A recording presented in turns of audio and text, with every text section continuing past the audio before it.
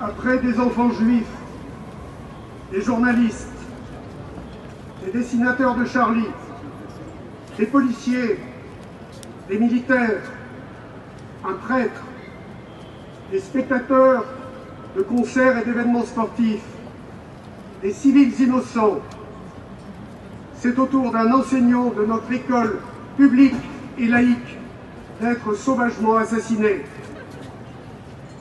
Qu'avait fait Samuel Paty pour mériter une fin aussi tragique? Son travail d'enseignant, tout simplement. Il cherchait à expliquer à des adolescents ce qu'est une caricature, à leur diffuser l'esprit des Lumières, à leur apprendre qu'en France, on a le droit de blasphémer. On a une totale liberté d'expression et de création.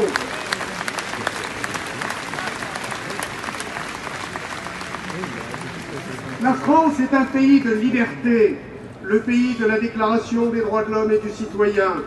N'en déplaise à tous ceux qui essayent de déconstruire notre société, de la diviser, de la communautariser, de la séparer.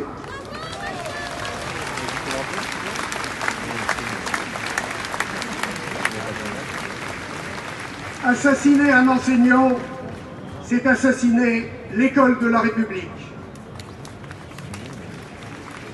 Ce qui caractérise l'acte d'enseigner, c'est le don d'une connaissance qui permet à l'autre de grandir et de se libérer de tout jugement péremptoire et dogmatique sur toute chose. Les femmes et les hommes qui font chaque jour don de leur connaissance n'ont pas envie de devenir les victimes expiatoires d'une société malade.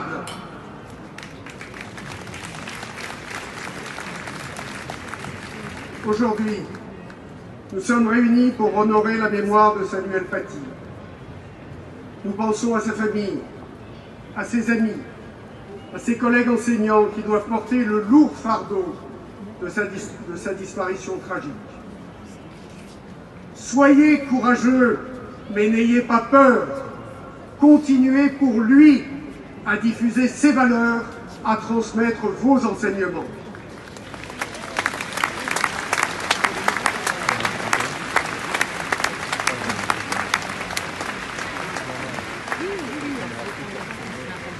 Si les francs-maçons sont aujourd'hui dans la rue, c'est pour crier leur colère.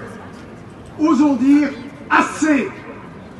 Ayons le courage de condamner lourdement les ennemis de la liberté de conscience et de la parole. Osons nommer l'hypocrisie, l'obscurantisme et le fanatisme. Assez de morts, assez de menaces, assez de querelles stupides qui gangrènent notre société et ne nous permettent pas d'avancer.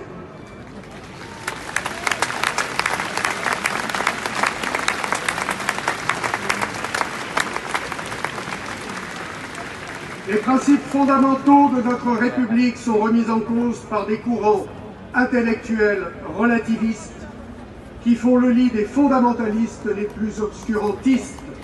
Nous devons tous les combattre.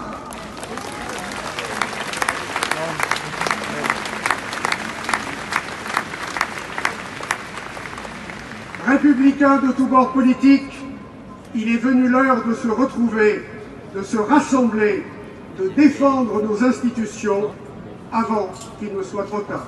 J'ai dit. Merci. Nicolas Première d'Amnistie France.